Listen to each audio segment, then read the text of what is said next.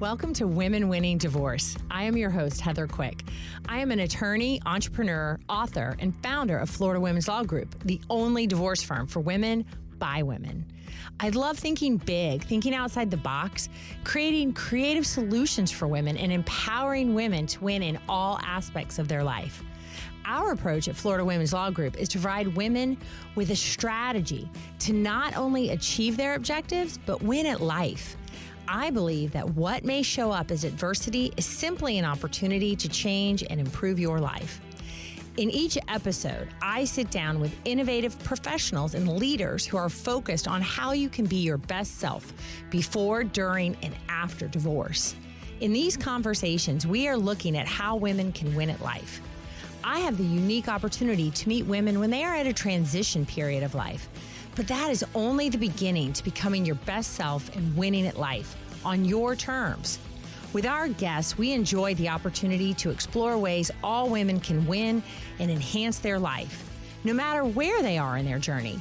Because divorce is just a point in life, not the end and not what defines you, rather a catalyst for your growth. Welcome to today's episode of Women Winning Divorce. I'm Heather Quick, owner and attorney at Florida Women's Law Group.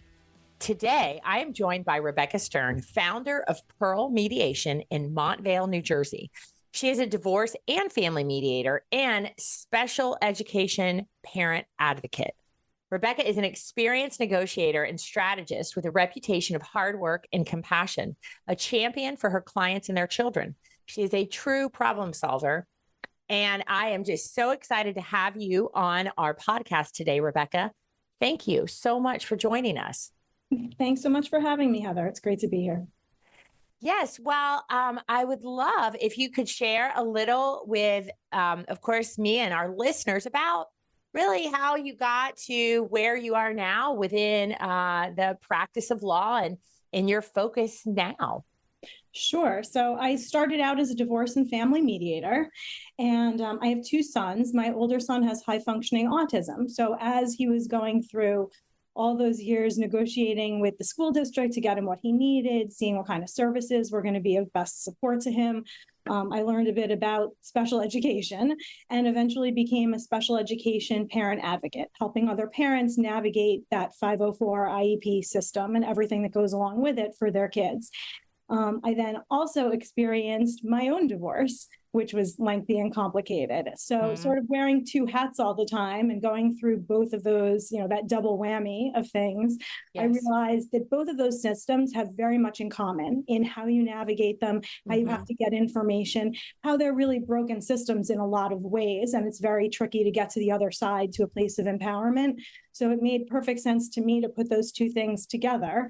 So I now help people who are going through a divorce, but who also have children that have special education needs, not only families with special education needs, but that's sort of my area of expertise, those two things together, because when you're negotiating your hopefully settlement rather than court, but when you're negotiating your divorce, if you do have a kid who has special needs, there's a lot of stuff that can go in your agreement that can really help those components of your family life.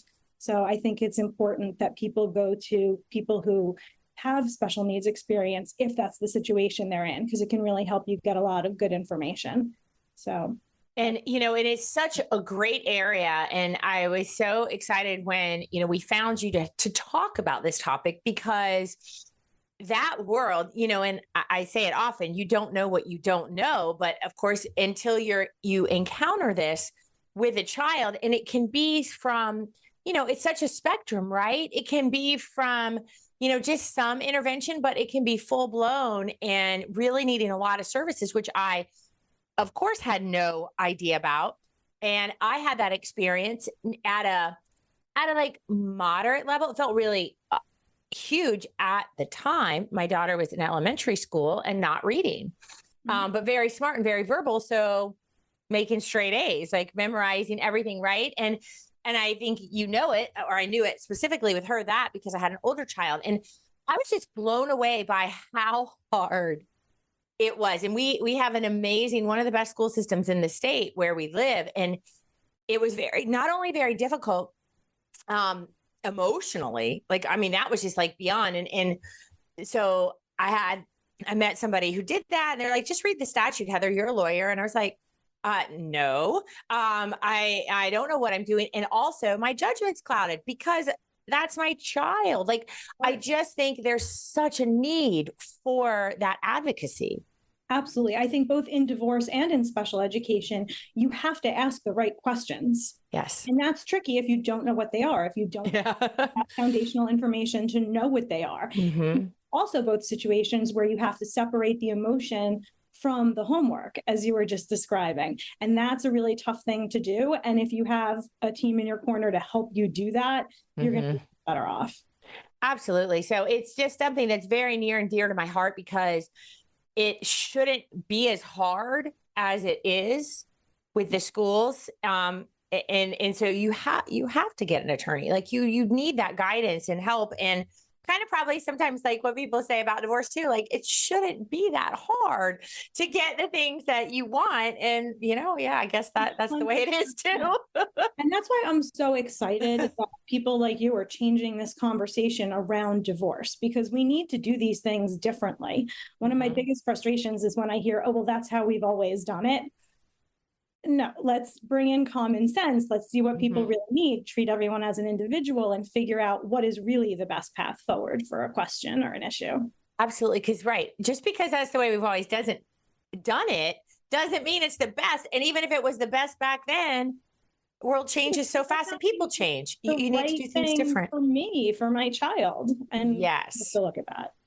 Well, I really appreciate you. I'm excited about this conversation because also, talking about the divorce process and how it is different with special needs children, and we just had a major changes in Florida law, specifically family law, for the first time in like 20 years, like really across the board, a lot of changes. And this is an area where it now is specifically added as a reason, because of the caregiving needs for support and things like that. But could you, I guess let's start at the very beginning in sharing with me and our listeners, like what is meant when we refer to a child or a person as special or exceptional needs? Sure. And, people define this differently. People use very different terms depending upon what they're comfortable with, what they feel is appropriate. For me, I think a special need is really anything that creates an obstacle to you accessing your education or to you functioning in daily life the same as your peers do. And like you said, it really runs the gamut. It can be that you have dyslexia. It could mean you have ADHD. It could mean that you have autism and you're far on the spectrum and need a lot of support. It could be a physical disability. Right. It could be, if a child is diabetic and they're in school, we want things in place to make sure that that's going to be handled properly if there's an emergency or preventing an emergency. Mm-hmm. It can really be anything. It can be physical, emotional. To me, it doesn't matter what box or label you categorize it with. Right. We need something here to put this person on equal footing. And so let's talk a little bit about that. Like, let's talk, if you don't mind, tell us some examples and what sort of extra care does a family need to provide, for a child with, say, exceptional needs, like when we get on that end of the gamut. So I try and handle what's going on at home similar to the way that we do in school. In school, let's say your child has a 504 or an IEP. You may have a 30-page document that describes all the different accommodations in school that your child needs. It could be anything from a particular kind of classroom to a pullout to a one-on-one aid. Maybe they're at a different school in an out-of-district placement, depending upon what their needs are. What I like to do is when we go over the parenting plan that's going to go into your marital settlement agreement, let's make a plan like that for home, the equivalent of it, so that your parenting plan has in it not only how we're sharing time and who has what day of the week, but are transitions difficult? How exactly do we do transitions? How many transitions might be too difficult for this child? Do they need special equipment for anything? Are they getting treatment for anything? Do they have to go to some kind of therapy? Are they on medication that needs to be taken a certain way at a certain time every day? Every detail, if you imagine going through your child's day from the minute they wake up, if you know it has to be a certain way for them to really thrive, I want to put those details into your parenting plan. And then any caregiver that's going to be with your child has to not only agree to those things, but really buy into them and be supportive of them. So we know they're getting what they need no matter where they are. And that includes like different therapies, right? And maybe particular specialists involved as well, correct? Definitely. And do you usually put that in the parenting plan as well? Is the issue? I do. So we have, usually we do an academic school year schedule, maybe something's different over the summer, maybe there's a holiday schedule, things about travel. So just like we would do all of those things, we add, on Wednesdays at 4, there's occupational therapy, and this is how we're getting there. And this is how the parent might participate in that. Whatever it is that child needs, it's going to go in the plan. The more we can anticipate, the better, because then you're going to have fewer arguments in the future. Now, do you ever get any pushback from the other side as far as including everything? They'll, basically taking the IEP, which, what does that stand for? Is it an intervention? Individualized education plan. Individualized educational plan. Thank you. And, in like translating that into the home life, like you said, which of course, as we're discussing, it makes perfect sense, right? It seems completely logical. But I can envision some opposing counsel like, nah, we don't need to do all that. Do you ever have some of that pushback?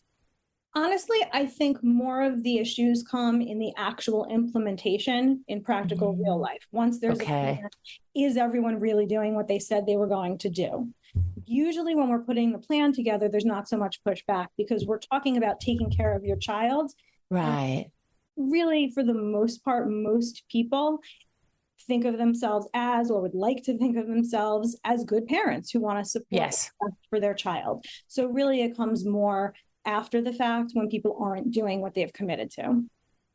Yes, I can see that for sure. Now, obviously divorce is vastly different with children versus, having no children and divorcing. But, let's talk a little bit about, having a child or children, particularly with exceptional needs, changes the divorce process in your experience. Definitely. I just think there are so many more things that we want to try and put in the agreement and predict. At least put something in place for the unpredictable. Right. An example that jumps to mind is we put in a lot of shared expenses and how we're going to handle everything around child support for our kids. If you have a child with some sort of challenge and they're young right now, we don't know what high school is going to look like. Maybe we don't know what 20 years old looks like. And we can handle extraordinary expenses attached to their needs differently than, splitting the basketball uniform. And not know what those look like. But even if we put in, this isn't going to be split in that same percentage that everything is going to be split, that's an everyday expense, we may need to deal with this differently. That can help when suddenly you're looking at a therapeutic boarding school tuition 10 years later or something like that. You have to think about what might happen, what might they need. And financially, there are a lot of different things we can put in place to protect things from spiraling out of control. Now, because we're talking about obviously when the parties are able to have, an agreement through mediation or just, come to terms on these things. Now, does it, and obviously we know it differs, but I just wonder how the courts, will they, if you have to go to trial and, present all this, will the judges do detailed parenting plans or agree that should all be in there in your experience? I think no matter what the question is, the more information we can provide to the court that comes from experts, the better. Because really, that's the problem most of the time. Let's say you have a child with some kind of major disability. You may have, attorneys on both sides. Maybe you have a mediator. Maybe you wind up in front of a judge, and maybe none of those professionals know anything about your child's condition. Right. So, you don't know how they're going to rule on something. They're certainly going to try to focus on the best interest of the child. But how do we define that? What is that? But if you're going into that situation with clinical reports from professionals that both parents have relied on in the past, and that clinician is describing in detail exactly what that child needs and why necessity, then the court can rely on that expert. So I like to put that in wherever you can in an agreement. A big thing that comes up a lot that I think people don't always think of unless someone mentions it is, what if you guys do disagree? Because that's really likely to happen, right? How many parents on exactly the same page about the level of their child's needs? Exactly. And okay, if there's a disagreement, perhaps in this particular area, one parent has really been on the front lines of handling that for 10 years already. So that parent is going to have the final say on school choice or whatever the exception is. Or if we can't agree and we're on equal footing, maybe we follow the guidance of a clinical professional of mutual selection. That can really be fun. I bet it does. And, I want to talk a little bit, and we might on experts, because, that was my next question. How do you pick the experts, and tips for our listeners on how do you know who do you want to use? Talk to people, ask them questions, throw problems at them. I said this and he said that. What do you really best for my child? Get to know these people and hopefully find somebody that you both really feel comfortable with, so that when they tell you this is what your child needs, you don't have to argue with each other. You're relying on that clinician and you can sleep at night.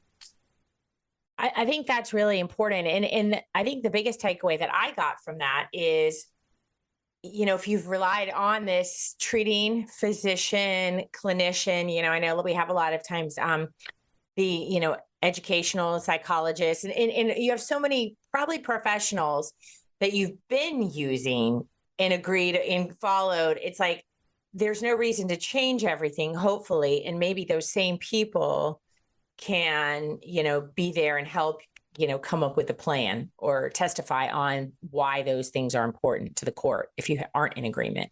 Absolutely. Maybe you've been using a particular physician for something for years for your child before you were in the divorce process. Okay, well, we know you both trust this person. So bring them in now. And then you're not listening to each other when you're involved in a tense situation. You're listening to that expert. Yes. And I think that's great. And now, typically, are these experts engaged? Well, if they're the treating clinician, obviously they've been around, but otherwise, do you look at situations where you hire them before or during the process, the divorce process, to have the best impact? It really depends. Every situation is different. I would say most often we bring in a clinician when that child needs it. And to go back to the school example, kids have to be evaluated every 3 years to maintain their services in school. So every 3 years, either the district professional or a private professional or both are putting your child through some kind of testing to see, okay, is this challenge still there? Has it gotten worse? Has it gotten better? What services do we need? So that 3-year schedule, usually, you're somewhere in that process, regardless of what's going on in your personal life. Perfect. Well, this is a good time for us to take a short break, and we will be right back. And in this time, listeners, please leave us a review if you are enjoying this episode. It will help other listeners find these episodes, and we'd love to hear from you. Which one has been the most helpful to you so far? And we will be right back. All right. Well, we are back from our break. And again, today I am joined by Rebecca Stern. She is an attorney mediator with a special focus on children with special needs, particularly in family law sessions in New Jersey. And we started in the last segment going through the divorce process and some things that are different, specifically. When you do have an exceptional needs child and now you're entering the divorce process, but there were some things, it was such a great conversation. So if you are just joining us, you're going to want to hear the first part, but I have a question for you, Rebecca, in regards to a lot that we've seen in the media recently or in the past few years about conservatorships and how they can be problematic. But in an exceptional needs context, maybe it's necessary as they reach the age of majority. And now in Florida, we call it a guardianship, but it's similar to other states with conservatorship. But is this something that you see often and things that you're able to help your clients with? Yeah, it depends upon what the child's needs are. Usually with a conservatorship, that's giving someone the authority to make financial decisions to pay bills for that individual because they're incapacitated in some way. Mm-hmm. Guardianship is a little bit broader because it also allows that guardian to make other kinds of life decisions for that individual. But either way, you're talking about a situation where that person is not going to be completely independent on their own, maybe for physical reasons, maybe mental health reasons, but whatever it is, they're going to need another person to give some support in terms of their daily life and taking care of finances and making medical decisions and all those kinds of things. There are also lesser ways to do that. If you don't have a guardianship, you may want to have healthcare proxies, things like that, powers of attorney. It depends on the level of support that that individual needs. But we're really talking about somebody else making decisions for that child, because even though they're above the age of majority, we still need the parents or whoever it may be to have a hand in things. Now, since we are, because this is the next natural question, at least for me, because we are talking about, in many cases, obviously in the divorce process. So then how have you had cases like that after the divorce? And then how does the court determine which one, or do the parents have to still both do it in those cases? So again, it depends on the individual situation. Sometimes it's one person, sometimes it's two, and we want to put in as many details as possible as to how things are going to be orchestrated. Two people are obviously more complicated than one person. Right. And it depends from state to state. Those details are different. But what can really help with that, again, is the planning early on. Because as you're doing your parenting plan, you can put in place what's going to happen in the future. And, states are different in terms of when a child is considered emancipated. Right. In Florida, where you are, for example, it's 18 or 19. Some states, if your kid goes to college, it's not until 23. But what we really want to do is, if that child at whatever age emancipation happens isn't going to be able to be fully on their own, we want to it's like extending that emancipation period. So the language is different in different states, whether we're extending versus they're emancipated, but we're appointing a guardian. But either way, we want to plan ahead for these things. Mm-hmm. It makes me think of the financial aspects of it, where we want to create a special needs trust and things like that. And then somebody is going to be in charge of that. But you really want to put everything in place that you can to make sure that they're getting all the different kinds of support that they need. Absolutely. Now, in a similar situation, how can co-parents, specifically high conflict co-parents, we've had some episodes on that recently, and of course we've certainly had those clients in our firm, and I would imagine that you have had experience with that as well. How have you had any good experiences, or effective experiences, I should say, that on how they can overcome their differences, not only, for the children, but then the extra support and or services when on top of having a special needs child, you obviously both don't get along or have some high conflict issues? Yeah, so there certainly isn't a one size fits all, that's for sure. But really, it's so great when parents, even high conflict parents, can come into mediation and create an agreement, because they're in control of the outcome, as opposed to leaving it in the hands of someone who doesn't know very much about them. And I think that's really the biggest motivator in mediation when dealing with high conflict couples is, look, you can talk to me, talk to each other, figure this out, come up with a plan, map it out, navigate it together. Or you can have somebody who hardly knows you tell you what you have to do and how you have to do it, because that's just how this works. So in mediation, I really try and use every, tool we have in the toolkit to get people to create their own agreement, because we're saving them from it being dictated to them. So, especially if a couple is high conflict, we'll meet very often, probably in private caucus. So nobody else there, bring your attorney, however you feel comfortable, but let's figure out what's keeping you up at night. And then let's find that out about the other person, because in all likelihood, it's not the exact same things. Yeah. And I know that leaves the door open for us to come up with creative solutions for how we can avoid conflict and how we can get you what it is you're worried about. Now, okay, when and this, I think, really leads right into this because, okay, we're talking about a divorce, and I want to kind of just focus a little bit on the time sharing with, our exceptional needs children, because I imagine it's going to look different as well. I don't know how New Jersey is, but one of the, we in Florida varied prior to the recent change in the law, right? If you're in one part of Florida, you're like, it's always going to be 50-50. Up here in the north part of Florida, it was not always, but more of a 60-40. And then, of course, then looking at the best interest of the children. But so I don't know, I guess first that's a good, in your standard divorce with children, what is like the court's overall, the law on the time sharing custody, if there is such a thing? Because we've just recently changed that it starts as equal. Right. So now you guys in Florida have this presumption of 50-50. Mm-hmm. Some states have that presumption, some don't. Quite honestly, I don't think it's all that different, because I think with everything, we really do try and start with, okay, these people are on equal footing, and give us a reason to think otherwise. Right. I think it's a mistake to think that what that means is that 50-50 is best, because 50-50 is not best, especially for younger kids. That is a lot of back and forth and living out of a duffel bag. And think about if you had to do that in your own life.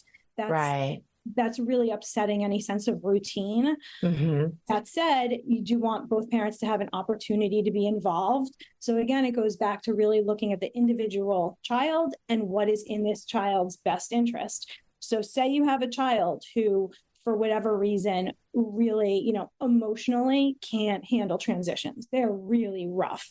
You get 3 transitions in their week? I don't think so. So we have to look at that child and what the child needs. And sometimes it's hard as the parents to let go of things, but we have to, it's not about us. It's about our kiddos. Yeah. And I think, like you said, because it's the transition, and particularly there may be, some exceptional children, and routine is just everything to them, their success and maintaining, their best self and their ability to function with those obstacles. So I'm sure that can be challenging in for the parents, especially the parent who's like, well, I want as much time, but it's going to be difficult. Especially if they have different parenting styles, especially if one parent has historically been more involved.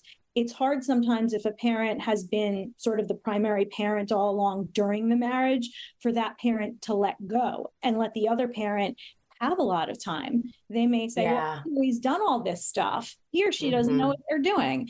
And, it's an opportunity to change and rewire the family dynamic for plenty of reasons, but maybe that parent can step it up. So let's give them a chance. It depends if they're willing and able, like we talked about before, to do whatever that kid needs them to do to help them thrive and be well supported. And I think that's a big part of it. And there's such a, particularly when what about the medical needs? And when we have an exceptional child, there's a lot, right? A lot of therapies, a lot of visits. And sometimes that kind of lends itself to one parent not working because of the schedule demands, or working maybe, I know, seeing, as an aide at the school, because then even though you're really not making much money, it's benefiting your child to be at that particular school, and it helps with the schedule. And then, especially like say the medical needs, I think naturally the dynamic is that, one person is kind of taking the lead because of scheduling, maybe other children, things like that. And then, what do you see happening after divorce in that kind of situation? Yeah, I think you kind of have to put your money where your mouth is, so to speak. Like if a parent says, I want to have, more custody, more parenting time than the other parent is saying I should have. Okay, well, on Tuesdays and Thursdays, they have physical therapy. On Mondays and Fridays, they have occupational therapy. Can you get there? Can you get this child to that appointment? Can you, be the one who's doing those things? And if that parent says, well, I'm not going to be home from work until 8, we have a problem. If that parent says, maybe I can work from home a few days a week so I can facilitate that because it's important to me, that's a different story. Right. Yeah. And I think that's where, like you said, one of the things that I've seen as such a challenge, and I can totally resonate with this. I understand, I completely understand, particularly for women, since we represent women only, and that's part of their identity as the caregiver and the caretaker, and primarily doing that, and it can be very hard. Can be very hard to let go of that, and I think part of that is a fear. Well, is he going to do it the right way? And we know it's going to be different, right? Because people do things differently. And you're worried that maybe something's really going to happen to your child if they don't do it right. But yet, if they want to and they can, they have to, it's going to happen. That's been my experience. I mean, the courts are going to say, no, it's his turn to participate with that. Yeah. And I think it can be tough if you're the one that has always been the super involved parent, especially when it comes to a child that's had special needs. So maybe there's been even more you've had to become expert at and take. Right. It can be really hard to let go because you're now needing to reshape your entire identity. I mean, that's who you are. That's who you've been. You've been mom trying to keep this kid afloat. That's who you are. And you may need to change that. But wow, if you can, and if that person wants to participate more, that gives you an opportunity to really change your life and make your life more than that. And about who you are. And at the same time, give your child an example of the other parent showing up better. And that's a good example for the kid too. I agree with both of those things that you said. And, do you but it can be hard, how do you find that you're able to coach your clients and just help them see that side? Because we both know that in reality is likely going to happen if that other parent is wanting to step up in that way. Yeah, I think, again, it depends on the people. Yeah. Realistic, because we want to adapt, we want to better ourselves, but we're also not going to turn into completely different people from who we were. So what's been done historically, it can absolutely change and shift, but it's not going to become night and day. And we have to take that into account too. And if somebody says they're going to do something, we have to make sure that that's realistic. And it can be very hard, I know, but right, because it's okay, but trust but verify, hold them accountable, because you don't want it to go too far. And I think, before we go to break, one thing is, it's good to start doing this right while you're still in the divorce process, right? You don't want to wait till the end. And now there's going to, even though it's hard, I would say, I'm speaking to the women that are afraid to let go. It's but you got to do it now while there's time to see how does your child do? How does your spouse do before we have this final parenting plan? Because then now that's just another burden to go back and fix it. Don't you think? Absolutely. You have to ease into things, take it slowly, and see how your child reacts to things. And, your child's thoughts and feelings and opinions matter. So talk to your child and find out what's okay for them. Because again, it's not about you. It's about your child. Absolutely. Well, we are ready to take our second break, and we will be right back. And for our listeners, if this is your favorite part of the week, please subscribe so that you do not miss an episode. And we would really appreciate a 5-star review that will help other listeners find us. And we will be right back.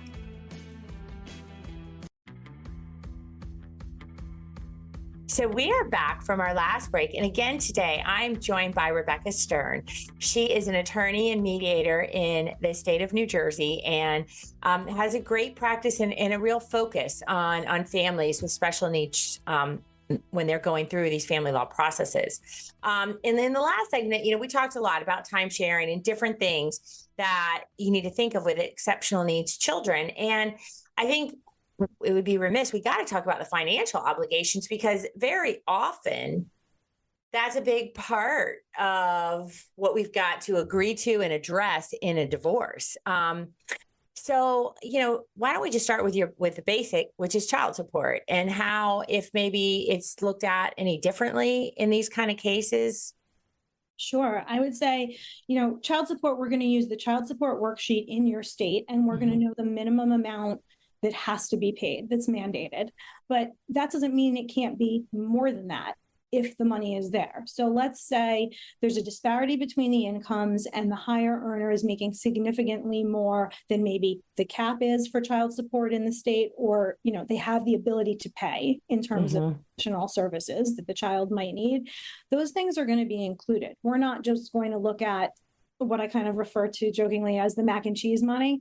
We're going to also look at all those therapies we were talking about, Right. all of those different expenses. There are going to be higher unreimbursed medical expenses that we're going to be sharing in a certain proportion. So you want to make sure to really look at the entire budget, not just the day-to-day things, but the things that surround that child's special need. Maybe it's a therapy that happens regularly. Maybe every once in a while there's an expense when there is a crisis of some sort. Sort of medical thing we need to anticipate. That all needs to be factored in so that whether it's part of the child support itself or part of unreimbursed medical expenses or shared child-related expenses, that we're anticipating everything that has to be covered. Yes. And, one of the things that as you're talking about therapy, I thought about, and so I know you've come across this, and I'd love to know if you have any creative ways to address insurance, right? Because very often, right, our insurance is tied to our job. And I could envision a situation where a married couple, it may not be their favorite job in the world, but like the insurance is so good and the child needs it that they stay there. But now this divorce, they might not feel that pull, that need. And that can be a huge hit financially with a change in jobs that results in a change in insurance. Yeah, you definitely want to put into your agreement who is going to cover that child under their policy, what policy it's going to be, what's going to happen in the future if employer-sponsored plan and they change jobs, what are we doing in that situation? Another thing that can get very messy, that's one of these questions you wouldn't know to ask, is it's great to put in a qualified medical child support order. And what that means is that both parents have access to explanation of benefits, are able to submit claims, are able to receive reimbursements directly. Because what can get very sticky is if one parent has the child on their policy and they're submitting all the claims and they're getting the reimbursements, what happens when the other parent takes them to one of those appointments and has to pay the out-of-pocket expense for it, but they're not getting a check back for it, the other parent is. And if they're not getting along and communicating well, you could see how very quickly that can become a crisis. But in your agreement, again, these things that anticipate those issues, you can make sure that both parents, again, are equal footing when it comes to the insurance company so that they're getting their reimbursements directly and things like that. I think that's really important. And, something that can happen as well. And when, when it's just, it is a constant on the cost, right? In therapies and, someone can change or, they have a certain level of coverage. And then after the divorce, they're like, well, I think I'm going to go to the basic. And now there's a higher deductible. And, I would think that would be something, to the extent that you can address it, it ought to be addressed. Absolutely. The deductible can be a real big place where people have issues because you think something's being covered, but, oh, wait, we didn't meet that deductible yet. Suddenly thousands of dollars are, flying out the window before anything gets covered. Right. And generally there was a change. So the spouse with the insurance is getting more money, right, for that. But now like the deductible is still 50-50. So again, I think those are the things like we talked about at the very beginning. You don't know what you don't know. And when you have these issues, it's really important to be covering these kinds of things and address these issues, bring them to the court if you can't settle in mediation, but because they're valid. Yeah. Financially, one of the biggest things that I suggest people put in is if their child is going to be or might be getting disability at any point in time, they want to create a special needs trust. And people hear the word trust and they say, we're not uber wealthy. We don't need a trust. Right. I want to explain that that's not what it's for. You want to have trust in place because there are going to be limits. That child can't earn above a certain income, have a certain amount in their bank account and be eligible to receive, SSI or any kind of support that's government related. They can't have funds. So if you create a special needs trust, you're kind of putting caution cones around certain money so that it's not going to disqualify them from getting that government support. And at the same time, how you structure that trust is going to be important. Who can administer it? How are you agreeing on any distributions that are being taken from it? And what are we putting in the trust? Perhaps you want to create an ABLE account, which is something most people have never heard of. Right. Heard of a 529 account for college? You know, you can pay taxes. It's a great way to save towards education. If your child has any diagnosed special need, you can create something called an ABLE account, which works similar to a 529, except instead of just being earmarked for tuition, it can be used for a broader range of things. And they may really need that going forward, especially if we're trying to get someone to live independently who's maybe a little in between, and they could do that, but it might be a little bit tricky. We can help set aside funds for that child. They can be used for housing, for food, for therapies, for a whole host of different things. And they can still get that same tax advantage that you would with a 529. And these are things that parents typically, once they really understand how much it can be helpful to everyone, will cooperate in creating. But without that information, you know, nobody wants to do anything financial with their ex.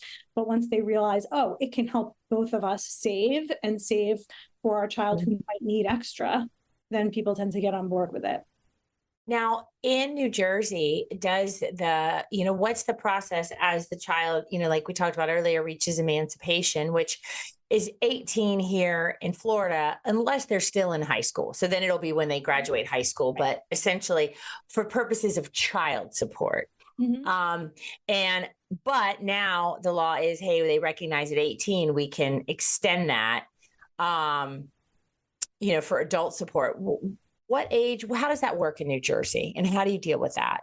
So in New Jersey, it starts out the same. It's 18 or 19 whenever you graduate high school, unless they're going to college or a post-secondary program, in which case it can be extended until they graduate at about 23. You can also extend it if that child has a special need that prevents them from being independent. Then they may not be emancipated at that age. Maybe it'll take longer. Maybe they will never be emancipated, in which case that child support is going to continue for as long as they need it, so long as we're showing that they really do indeed need it. Now, do you have to go back to court, say when you divorced, child was 14, can you proactively put that in your court documents in New Jersey, or do you have to go back to court? You can put it right into your marital settlement agreement. If you're able to anticipate already that it need to be extended, you can put that in your agreement. Or if you're not sure, because we need to see how this child matures and changes, then you can say this may need to be revisited, and then review that. Yeah, typically that's when the process, and especially if you need to then do the guardianship, if it's such an extent so that you can file on their behalf for any state services, federal services. So it requires in Florida that you have to go back to court when the child is reaching that age. And actually, I know we've said that I'm from New Jersey, and I am, but I actually practice nationally on Zoom. And so I love these questions because I love learning how different it is in every state, because, the theories are all the same. The big questions we're answering are the same, but every state does have its different details in terms of what laws have passed, what the trends are and everything. So it's interesting to look at what movement there is across the country and different questions. Right. And, and that brings me to, when it's national, is that because of the national laws as it relates to special needs children, or just you can mediate anywhere?